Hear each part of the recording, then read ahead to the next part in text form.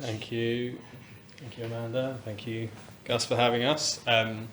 So I'm Percy, and this is Tom, and we're the directors of Surman Weston. We're quite a small studio, only 3 people, so 2/3 of the people here tonight.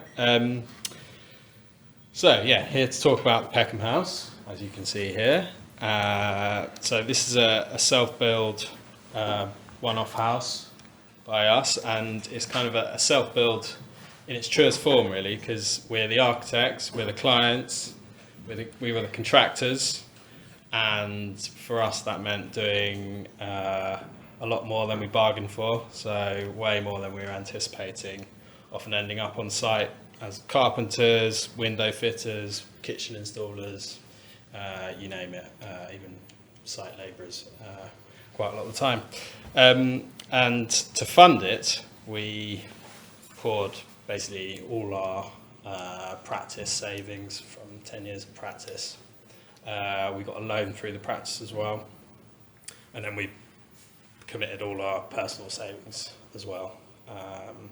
So at the moment, I'm living there in the house with my family, and we're working away to buy Tom out, but we will tell you about all the values and so forth, because we've been trying to work that out as well. So, as Amanda said, we acquired the site in... Where's the clicker? In 2018. That's not the right slide. Keep on this slide. So we acquired the site in 2018, and we finished the house at the end of 2022, and then the external landscaping and garden walls and storage were all finished kind of summer of 2023. So the project really bookended COVID, the war in Ukraine, and all the kind of crazy implications in terms of like material prices, and Brexit, of course, labour shooting up. So, we had a lot of challenges to deal with throughout that period. We've established our practice in 2014, and I think we've from the start we've had this never-ending to-do list that we've kind of always been trying to get through. And one of the items from the start of our practice was always the development. We've always been really interested in trying to use our skills not only to benefit other people, but also to try and deliver the value for ourselves as well. And so, finally, we actually managed to tick it off kind of the end of last summer, which was quite a cathartic moment. But I'm going to start with a recap of our practice, just to give you a sense of what led to us doing this project. I'll try and keep the architecture talk to a minimum. But this was our first project we ever did with a roof on, and it sort of was the project that launched our studio. This was we built this in 2013, so it's a very long time ago now. But we kind of built it without having much of an idea of where it would lead. We were just doing it. We had other jobs at the time, and then we got some press, and that led to us getting other projects and kind of establishing our studio. And we built our first 5 projects consequently. This was another project, one of our early projects that was another garden study. Most of our projects were garden studies at that time. And it was clad in cork, which was both insulation and rain screen. And I think the thing to say about this is like these projects helped us experiment, because we had these kind of little moments that we could play with materials and construction techniques and so forth. And then as our projects grew in scale, we couldn't manage to build them ourselves. So this was our first new build house that we did in Surbiton. So this was done in a much more kind of traditional architecture contractor relationship. And I suppose while we kind of realised that we had to stop building our projects just to build projects of a real scale. We still had a kind of feeling that we wanted to keep our fingers in with building. So, for instance, we would do little bits of projects where we felt that we could kind of add value and do something that we could experiment with. So this is a fireplace we made for one of our projects, which was made out of waste terracotta. So after a few years of not building and doing these kind of little bits and pieces, we really kind of got the itch to A, tick off the doing a development thing, and B, like get our hands dirty again in a kind of proper way. So as some of you know, the first hurdle, the big hurdle, was finding the site. So we looked at lots of sites, and I don't know how many of you are kind of down the road of trying to find sites, but it took a long time. I think we were probably looking at sites from about 2015 onwards. And it wasn't like we were kind of spending all our time doing that, but it was definitely something we were posting letters through people's doors, you know, trying to see if, oh, that end of the garden maybe could be suitable. And we ended up doing 2 pre-apps on kind of possible sites, which didn't really go anywhere.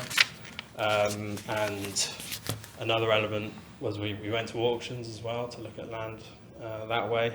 And at that point, the land was it was going crazy. So we would go to an auction, and it would go for kind of double the money of the list price. And so when I went to the auction for this bit of land in 2018, I really didn't expect I would get it, but I thought, you know, you've got to keep plugging away, got to tick that to-do list off. So the guide price on this bit of land was £185,000. And for whatever reason, maybe it was a kind of quiet day at the auction house, there was only one other bidder when we were there. So we got it for £208,000, which at that point, you know, if we could build a house, was a good price, but it didn't have any planning permission. So when I got it, there was a kind of very distinct mixture of excitement and absolute terror.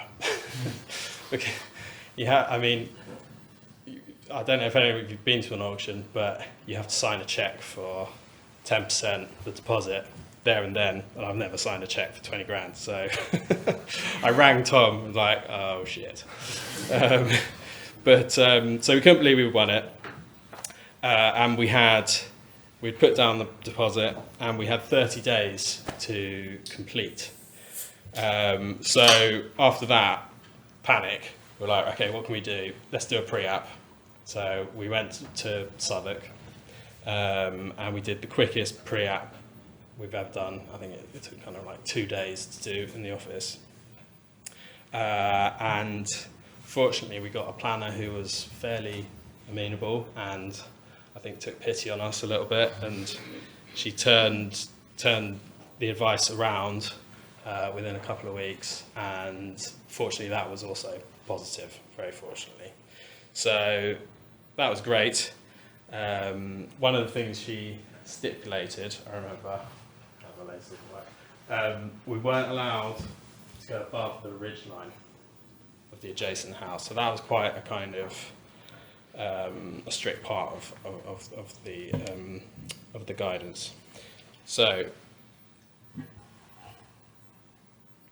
we bought the plot, but there was more complications. So we thought we had to complete in 30 days, but we found out fairly soon after that the services that looked like they were going around the site, so there was an electrical main and gas main. In the survey drawings. In the survey drawings, yeah. We're actually cutting across the site. So that meant you can't build a house over a gas main or electric main. So we went back to Southwark and we had to renegotiate. So we had to get the costs of how much it would cost to move it.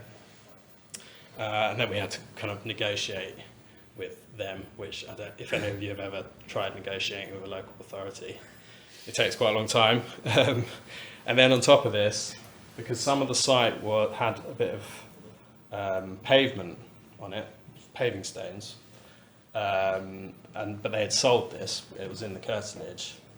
Actually, the highways said that's adopted highway. They don't own it, but it's adopted highway, so we had to go through a process of getting a stopping up order. So all that took ages, as you can imagine. And in the end, we managed to negotiate to split the cost with Southwark of moving the services. So the eventual price, including the legal costs, was £187,000. And we completed 16 months after the auction, so November 2019. So it took a while.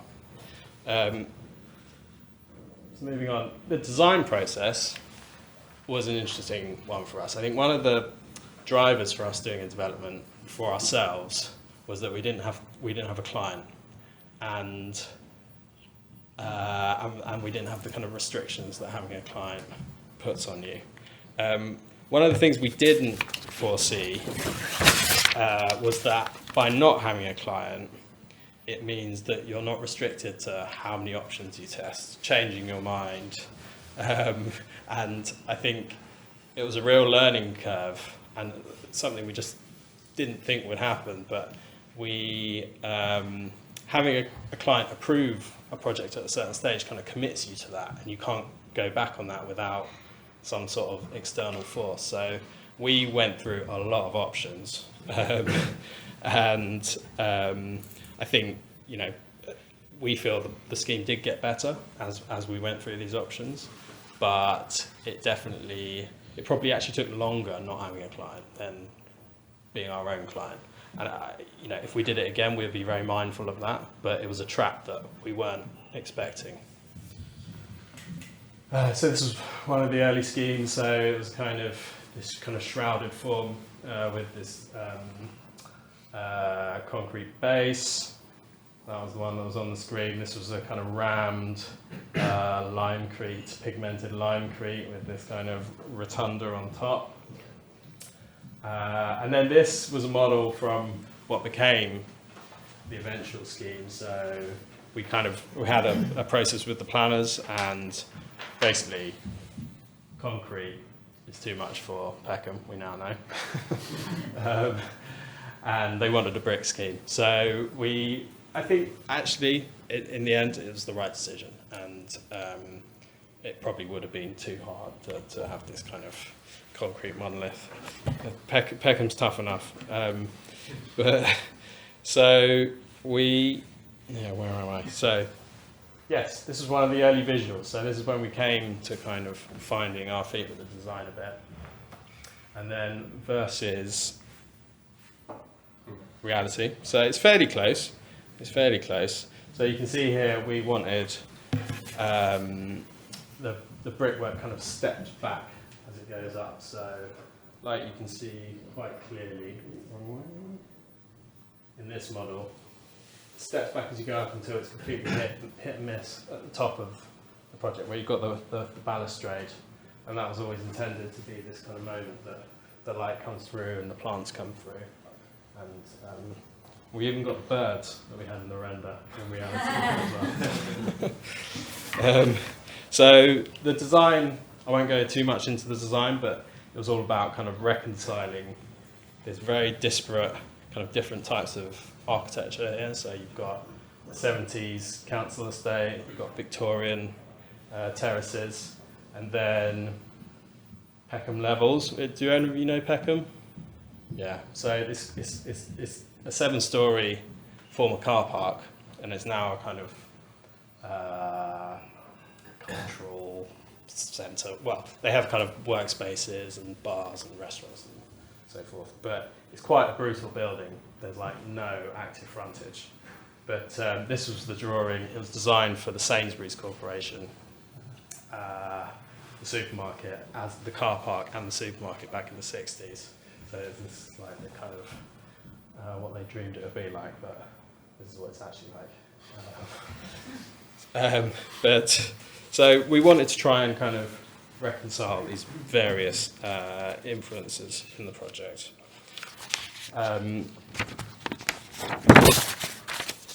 So we were kind of balancing the robustness, I suppose, of the car park, but the craft of the Victorian terraces to give the house texture and richness. And then we also kind of referencing there's a railway viaduct just about 100 metres away from the house. So you can see here, this is one of the photos in the rear garden, a kind of arched door.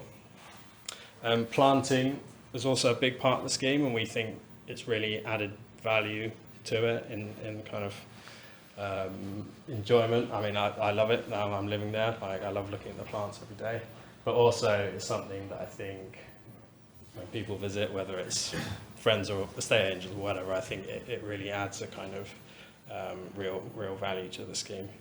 So yeah, this is the front garden. I'm going to give a bit of a walk through with pictures of the house, just so you know what was built. But this is the ground floor plan. So you have a kind of, we wanted, it's not a big house, it's 100 square meters, and but we wanted to still have moments of generosity. We didn't want to be a kind of typical developer, like packing in as many usable rooms as possible. So you have like a really generous hallway when you come in, and then you've got the living room to the left, and then this kind of enfilade relationship with the dining room, and then the kitchen around the corner. So this is the entrance there, which, to give a sense of generosity, we used quite a few kind of double height and 1.5 height spaces where we could. So it feels like a space that it has a scale to it that it doesn't make it feel like a small house. You come in and it's not this kind of pokey corridor where you're squeezing past the bikes. Then next, this is looking from the dining room into the living room. We've got this kind of step down, so you have a nice generous floor-to-ceiling height in the dining room. The next door houses, because we had to keep to the ridge height, the floor-to-ceiling height is kind of 2.3 throughout, so it was quite a challenge, and we ended up actually slightly digging down in the dining room to give you this kind of sense of space.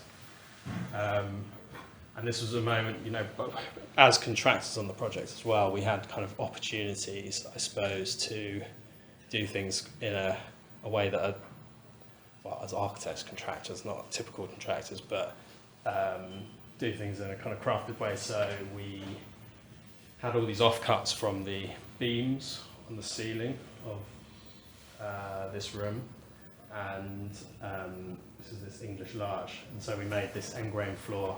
We made the step out of this end-grain larch.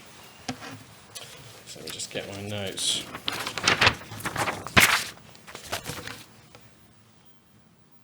So this is looking into the dining room, so you can kind of see the height and scale.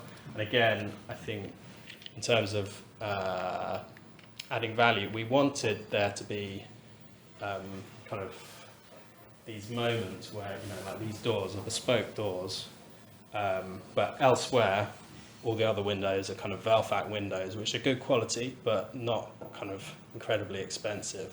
So we tried to kind of identify moments where we thought that doing something, bespoke and designed and maybe costing a little bit more would really add a kind of overall quality to the building. This is the kitchen. At this point, this is quite late on the project, and our belts were pretty tight at that point. So we used like IKEA carcasses, but then we used this moisture-resistant MDF, which we sanded up and varnished as the cupboard fronts, and to do these kind of bespoke shelves and so forth. So it still feels, it has a quality, but it didn't cost the earth. And then this is a detail of part of the soffit in that ground floor room. So moving on to the first floor, again, it's the staircase. So the staircase kind of winds up the whole house. It's this kind of slightly sculptural element in that double height entrance hall. And then this is, again, one of the examples where us being the contractor gave us kind of flexibility to be a bit more playful than maybe in the traditional relationship. So we had a winch, which we used to help build the house and lift trees up to the roof and take the bricks up. And so towards the end, we were like, maybe this could come in handy when we've got the house. And so this is now the dumb waiter. So if you need a drink on the roof or food on the roof, you can kind of lift it all the way up. Also very good for holding plants when it's not being used. Again, a detail at the handrail, which was made by a local fabricator. So we tried to use the kind of local trades where possible. So it's 3 bedrooms, so it's 2 double bedrooms and a single bedroom. So this is one of the double bedrooms. So this is obviously looking out to the Victorian terraces. Another single bedroom, and then this was, I guess the master room, even though we don't actually sleep in this room, but it's the kind of, we use this as a study, and it's got, as you can see, another moment where we've kind of got this 1.5 height ceiling. So at one point it was going to be a kind of loft space, and we thought, you know what, we can make this a bit more special. And so it was a moment to kind of make a room that had this kind of sculptural quality. So yeah, this section kind of tells you a bit about how that's formed.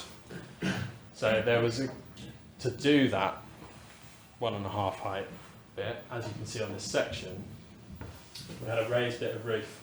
So that raised bit of roof performed a few functions. So firstly, we could put our solar panels on it. Secondly, it stopped us overlooking gardens and the adjacent council terraces, so planning were keen on it. And then thirdly, it allowed us to make that ceiling space a bit more generous. So this is the roof terrace. So we were very keen, as I said, about, I think the site is in a very central part of Peckham, so trying to integrate greenery and plants was quite a big part of it for us. And so we've got these kind of, we didn't just want planters around the side of the roof terrace, we wanted it to feel like a garden. So we've got really deep soil beds all the way around the edge, and it means you can get these kind of, you can get trees, you can get kind of really big planting there. We grew like an enormous marrow, and so it's kind of almost like having a garden up there. And then what you'll see here is what you're looking at here is the hatch, which you come up the stairs into this greenhouse. You slide the hatch open, you're in the greenhouse. So this hatch is insulated and it slides from here to here, and covered in cork, learned from previous projects. And yeah, this greenhouse space is really nice. I suppose it's a bit like a kind of winter garden space, so we use it as, it kind of extends the season. So it's when you want to have dinner outside but it's a bit too cold, in the greenhouse it's always kind of 5 degrees warmer, so we use it quite a lot, and it's particularly in spring and autumn. So that's a little detail.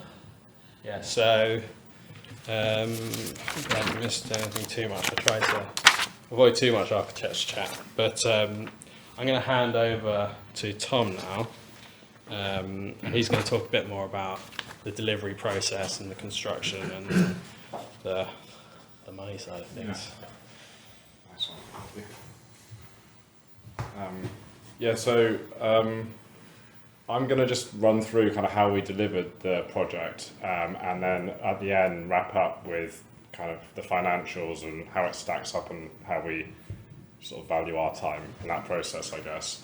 So right at the offset, I guess there were 2 routes to deliver the project.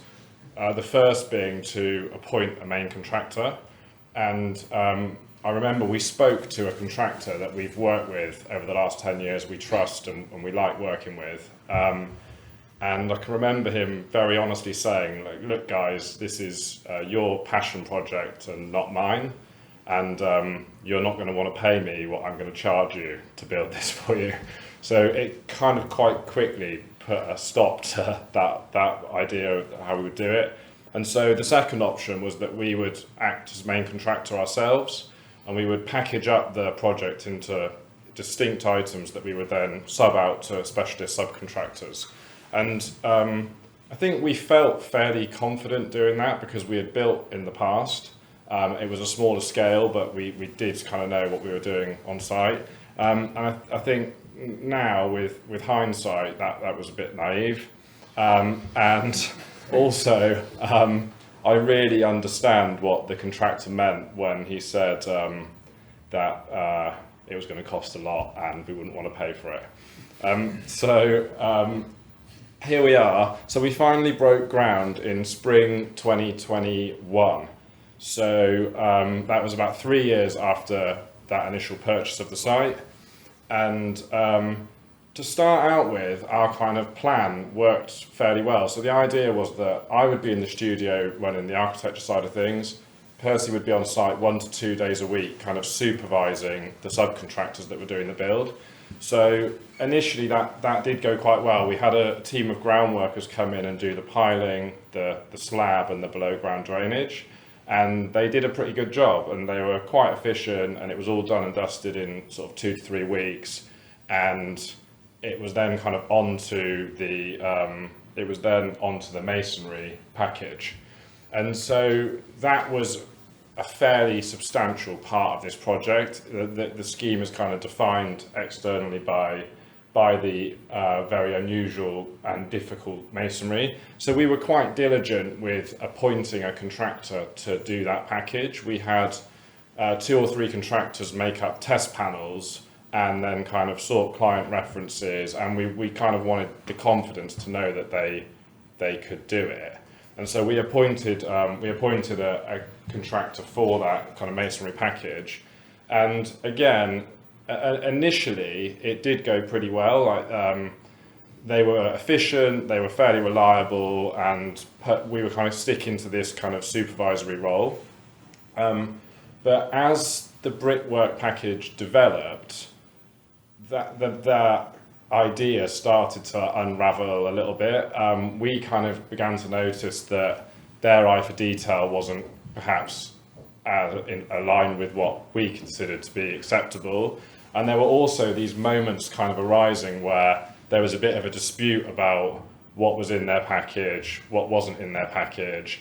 And so by about 3 to 4 months into the build, the kind of 1 to 2 days a week on site had become a bit more like 3 to 4 days on site. And it was becoming apparent that managing subcontractors wasn't always going to be as straightforward as we thought. And it was also around this time of the build that we kind of encountered what would become a major challenge throughout the whole project, and that was coordinating trades and deliveries on an extremely tight site.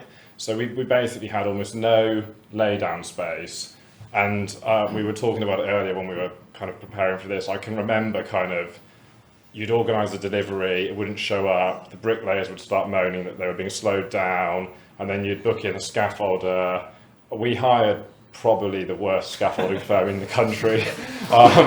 They were extremely unprofessional, very confrontational, and would say, oh, we'll be there at 8, not show up all day, and then call you at 6 a.m. the next morning demanding payment of an invoice they had sent half an hour before. It was a nightmare. It was a real nightmare. And also, as the brickwork was going up, there was more and more tension with the contractor that had been appointed to do that. I think we kind of realised that they had underquoted, and what that meant was they would kind of consistently not leave enough time at the end of the days to do the complex pointing and to clean the bricks properly, and it began to feel like they just wanted to get off site.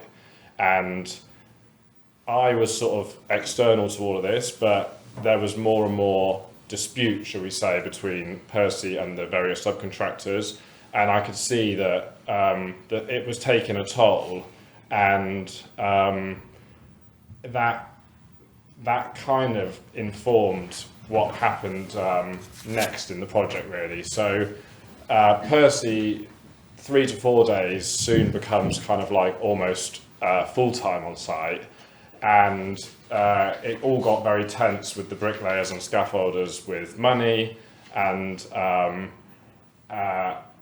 that coincided with this healthy increase in construction material prices. So we started on site where the red dot is, and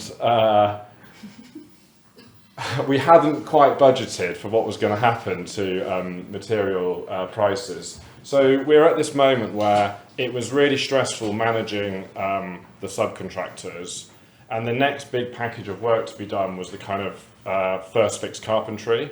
So that was the first floor structure, the roof structure, all internal stud work. And this was kind of a tipping point in how we delivered the project. Basically, we decided we were just going to do it ourselves, and we were going to work with some friends. We luckily had a couple of friends who kind of have jobs where they'd be away for 3 months working, and then they'd kind of come back and have some time, but they were handy with tools.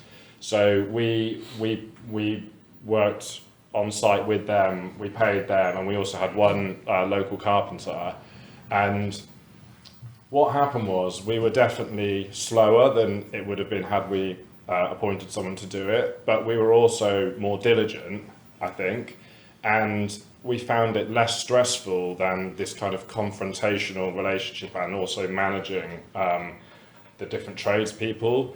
And really importantly, I think, we were beginning to be very conscious that we couldn't let the budget spiral early on in the. We didn't have much wiggle room. We didn't have anywhere to go financially.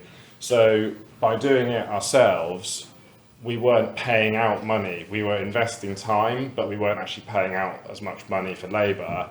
So and we were finding it less stressful.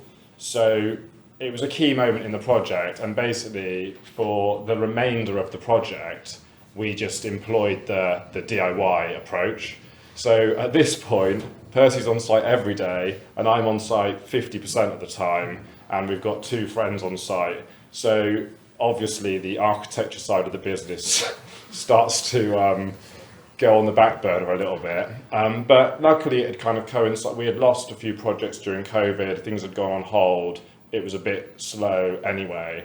And so from that kind of moment of the masonry package finishing onwards, we just did as much as we could ourselves. So I think Percy touched on it, but we installed the windows, we did the solar panels, the MVHR, the full roof terrace fit out, and we did most of the kind of internal fit out ourselves as well. And then where we couldn't do that, we tried as hard as we could to use people that we knew and trusted. So the plastering was done by a friend of a friend who had worked with them for years, and they did a good job, and it wasn't too much of a headache. We had a tiler that used to be Percy's next door neighbour like 25 years ago, and they did the tiling. But then unfortunately we just didn't have those relationships with all the tradespeople that we needed. So we had real difficulties with electricians, heating engineers, plumbers. We sacked 2 sets of plumbers, I think. We didn't know at the time, but the air source heat pump installers, there's just not that many people that know how to do it really well. And we had a company that looked great on the outside, but it was all subcontracted out, and it was a nightmare. And so again, it was like that confrontational relationship then emerges, and it's sort of rearing its head again. So it just compounded this idea that we should do as much as we can ourselves. And so we started on site in spring 2021, and Percy and his family moved in at Christmas 2022. So it was about 20 months, and you can see here the building yard is still very much in the front garden, and I think this is like fairly recently after they moved in. And we then spent the first 6 months of 2023 kind of finishing it off. So one of the most stressful moments in the build were the 3 months leading up to Percy moving in, the sort of the last quarter of 2022. We just were really tight financially. Our income from the architecture side of things had kind of really dropped off, but at the same time, we were just so conscious that we had to get this done, because by not getting it done, we couldn't get back in the studio and earn money. We couldn't really afford to appoint anyone to do it. So it was just a really stressful, tight time. And then the first 6 months of 2023, once we got back in and got earning again, it kind of eased that a little bit. And so kind of ironically, the last bit of work that needed to be done on the job was the external works package, the landscaping. So by this point, we had really, we were done with doing stuff ourselves. So we phoned the contractor that we had originally spoke to at the very start of the project and basically begged them to come and do the external works package for us. So as expected, it was a lot more than we wanted to pay, and he was being honest when he told us that at the start. And but we were just done with it. So we said, we'll pay you, we'll get back in the office, and it was worth it. It was just something that we didn't have to deal with on site. And so this photo shows me cleaning the brickwork. And so, as I kind of mentioned, the bricklayers kind of had underquoted, and it wasn't until the scaffolding came down and the hoarding came down that we could really see the building as a whole.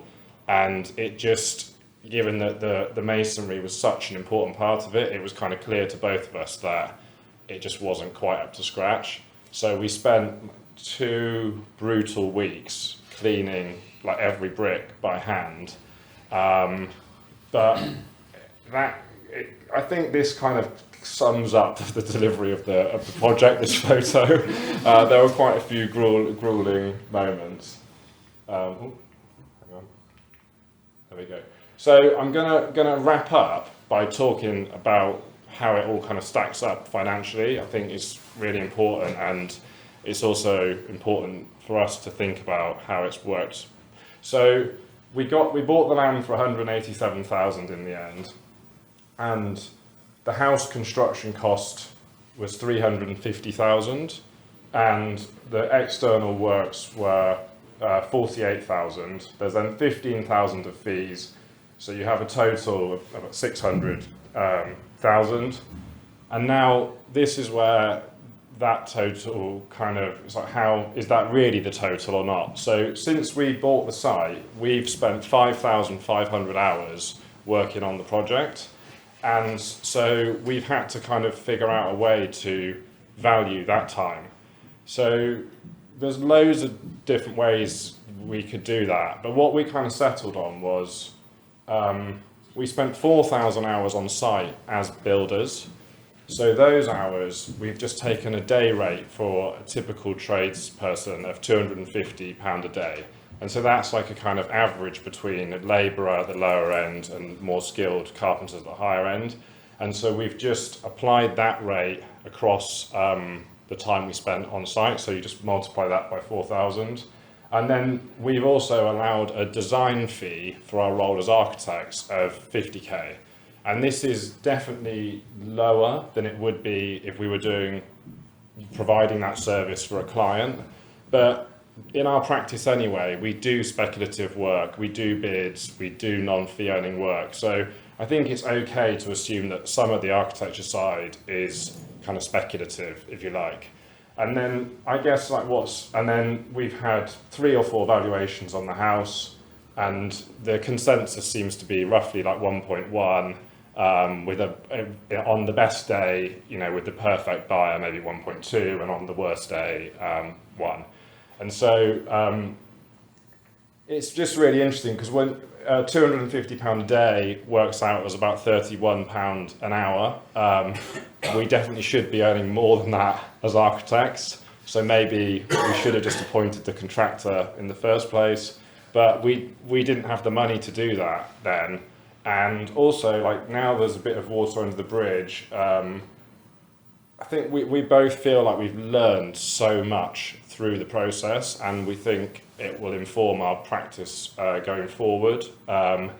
And despite it being at times extremely stressful and fraught, there were also moments where we were just on site building with our friends, and it was a really enriching and enjoyable process. So I'll leave it there, and then hopefully we can get into more detail with some questions.